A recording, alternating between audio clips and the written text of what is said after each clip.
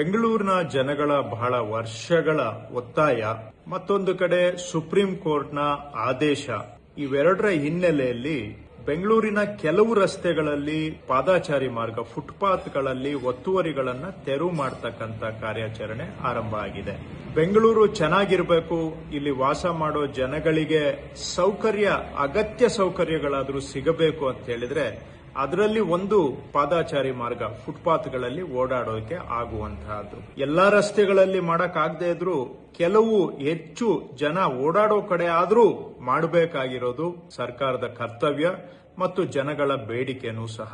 Footpath ಅಲ್ಲಿ ಓಡಾಡೋದಕ್ಕೆ ಆಗೋದಿಲ್ಲ ಅಂತ ಹೇಳಿದ್ರೆ ಜನ ಅನಿವಾರ್ಯವಾಗಿ ರೋಡ್ಗೆ ಬರ್ತಾರೆ. ರೋಡ್ ಅಲ್ಲಿ ಓಡಾಡುವಾಗ ಯಾವುದೋ ಗಾಡಿ ಟಚ್ ಆದ್ರೆ ಸಾಕು ಅಥವಾ ಗುದ್ದಿದ್ರೆ ಪ್ರಾಣನೂ ಹೋಗ್ಬಹುದು, ಕೈ ಕಾಲು ಮುರ್ಕೊಳ್ಬಹುದು. ಈ ತರಹ ಪ್ರತಿ ವರ್ಷ ಸುಮಾರು 300 ಜನ ಓಡಾಡೋರು ಫುಟ್ಪಾತ್ ಅಲ್ಲಿ ಓಡಾಡೋಕೆ ಆಗದೆ ರಸ್ತೆಗೆ ಬಂದು ಓಡಾಡುವಂತ ಜನ ಪೆಡೆಸ್ಟ್ರಿಯನ್ಸ್ 300 ಜನ ಪ್ರಾಣ ಕಳ್ಕೊಳ್ತಾ ಇದ್ದಾರೆ ಆಕ್ಸಿಡೆಂಟ್ಗಳಲ್ಲಿ. ಸಾವಿರಾರು ಜನ ಕೈ ಕಾಲು ಕಳ್ಕೊಳ್ತಾ ಇದ್ದಾರೆ. ಇನ್ನ ಕೆಲವರು ಜೀವನ ಪರ್ಯಂತ ಹಾಸಿಗೆ ಹಿಡಿಯುವಂತ ಆಕ್ಸಿಡೆಂಟ್ಗಳನ್ನು ಅನುಭವಿಸ್ತಾ ಇದ್ದಾರೆ. ಕೆಲವರು ತಲೆಗೆ ಪೆಟ್ಟಾದ್ರೆ ಅವರು ಕೋಮಾ ಪರಿಸ್ಥಿತಿಗೆ ಹೋಗಿ ಕೆಲವರೆಲ್ಲ ಜೀವನ ಎಲ್ಲ ಕೋಮಾ ಪರಿಸ್ಥಿತಿಯಲ್ಲಿ ಕಳೆಯುವಂತದ್ದಾಗಿದೆ. ಹೀಗೆ ಸಾವಿರಾರು ಜನ ಕಷ್ಟ ಅನುಭವಿಸ್ತಾ ಇದ್ದಾರೆ, ಪ್ರಾಣನೂ ಕಳ್ಕೊಳ್ತಾ ಇದ್ದಾರೆ ಕೆಲವರು. ಇವೆಲ್ಲ ದೃಷ್ಟಿಯಿಂದ ನಮ್ಮ ಬೆಂಗಳೂರು ಚೆನ್ನಾಗಿ ಆಗ್ಬೇಕಾದ್ರೆ ಕನಿಷ್ಠ ಕೆಲವು ರಸ್ತೆಗಳಾದ್ರೂ ಜನ ಓಡಾಡೋದಕ್ಕೆ ಸುರಕ್ಷಿತವಾಗಿ ಇರಬೇಕು ಅನ್ನೋದು ಎಲ್ಲಾ ಬೆಂಗಳೂರಿನ ನಾಗರಿಕರ ಬಯಕೆ. ಇದನ್ನ ನಾವು ಸರ್ಕಾರ ಈಡೇರಿಸಬೇಕಾಗಿರೋದು ನಮ್ಮ ಕರ್ತವ್ಯ. ಈ ಪ್ರಯತ್ನ ಯಶಸ್ಸಾಗಬೇಕಾದ್ರೆ ಸಾರ್ವಜನಿಕರ ಸಹಕಾರ ಇದ್ರೆ ಮಾತ್ರ ಸಾಧ್ಯ. ಹಾಗಾಗಿ ನಾನು ಮತ್ತೊಮ್ಮೆ ತಮ್ಮಲ್ಲಿ ಮನವಿ ಮಾಡ್ತೇನೆ, ನೀವು ಕಮರ್ಷಿಯಲ್ ಕಾಂಪ್ಲೆಕ್ಸ್ ಏನೋ ಮಾಡ್ಕೊಂಡಿದ್ದು ಫುಟ್ಪಾತ್ ಮೇಲೂ ಕೂಡ ಎಕ್ಸ್ಟೆನ್ಷನ್ ಮಾಡ್ಕೊಂಡಿದ್ರೆ ದಯವಿಟ್ಟು ತಾವು ಅದನ್ನ ತಕ್ಕೊಳ್ಳಿ. ಅಂಗಡಿಗಳನ್ನ ಇಟ್ಕೊಂಡಿದ್ದು ಅಂಗಡಿಯಿಂದ ಮುಂದೆ ಬಂದು ಫುಟ್ಪಾತ್ ಮೇಲೂ ನೀವು ಎಕ್ಸ್ಟೆನ್ಷನ್ ಮಾಡ್ಕೊಂಡಿದ್ರೆ ದಯವಿಟ್ಟು ನೀವು ಅದನ್ನ ತಕ್ಕೊಂಡು ಜನ ಓಡಾಡೋದಕ್ಕೆ ಬಿಡಿ.